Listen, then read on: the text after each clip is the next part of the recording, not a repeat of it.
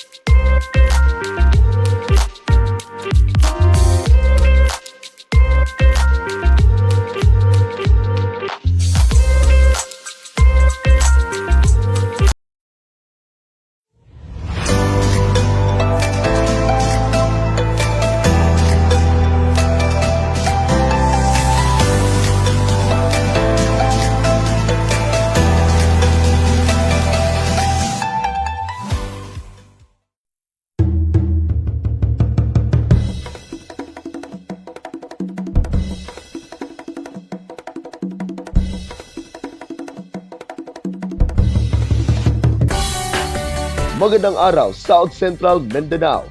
Narito na ang mga pangunahing balita sa Soxurgen Headliners ngayong Oktubre 31, taong 2024. Kidapawan City Integrated Transportation Station handa na sa Undas 2024. Narito ang ula.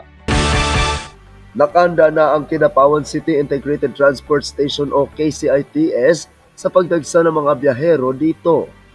Naka-standby na rin sa kanilang area of responsibility ang Kidapawan City PNP, BFP Kidapawan, Civil Security Unit, Philippine Red Cross at mga personahe ng City Disaster Risk Reduction and Management Office o CDRMO kung sakali man magkaroon ng aberya.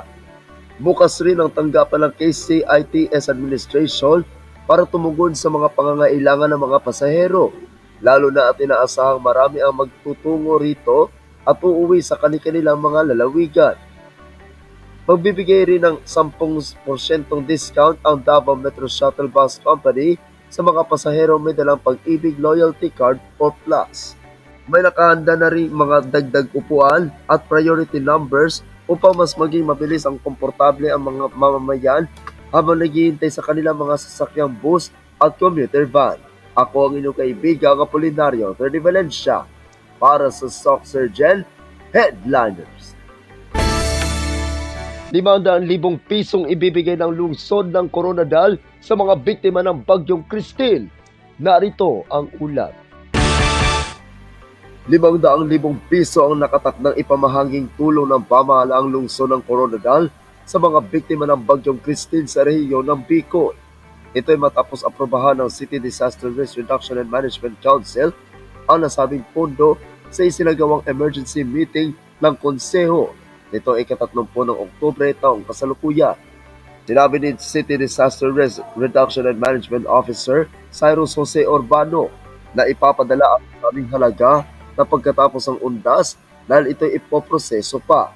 Partikular naman na makakatanggap ng tulong ang mga unit ng pamahalaang lokal ng Bicol na nagdeklara ng state of calamity at ang halagang kanilang matatanggap ay depende sa pinsala ng kanilang lugar.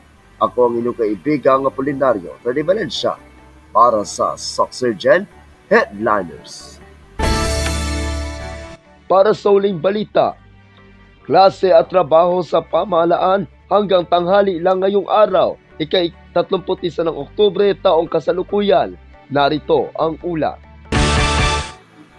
Sa Facebook ng City Government of Tacurong ay nakasaad dito ang Memorandum Circular No. 67 na suspendido ang klase sa lahat ng antas ng paaralan sa buong bansa at lahat ng transaksyon sa pamahalaan simula ika-12 ng tanghali ng araw, ika-31 ng Oktubre taong kasalukuyan bilang paghahanda sa darating na undas, maliban sa mga tanggapang may kaugnayan sa serbisyong medikal, paghahanda sa bagyo, rescue operations at iba pang serbisyong nangangailangan ng agarang atensyon.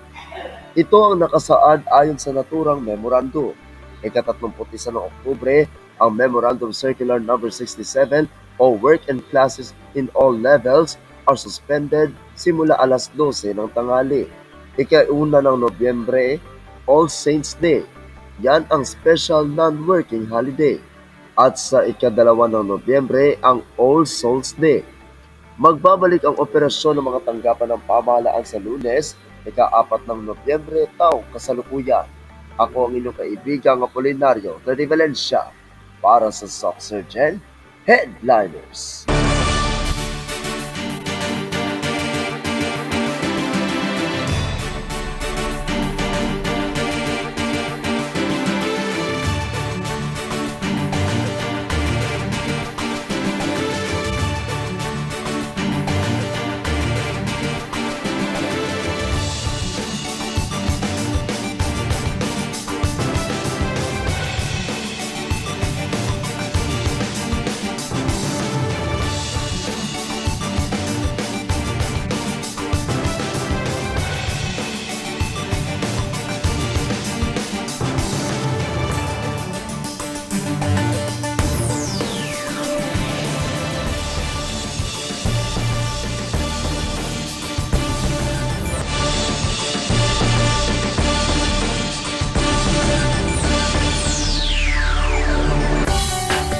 At yan ang kabuuan mga balita sa araw na ito. Mga balitang kailangan ninyong malaman. Balitang walang kinakampihan. Balitang totoo. Balitang may dalang aral at inspirasyon. Ito ang Socksurgeon Headliners. Hanggang bukas, maraming salamat at magandang araw kaibigan.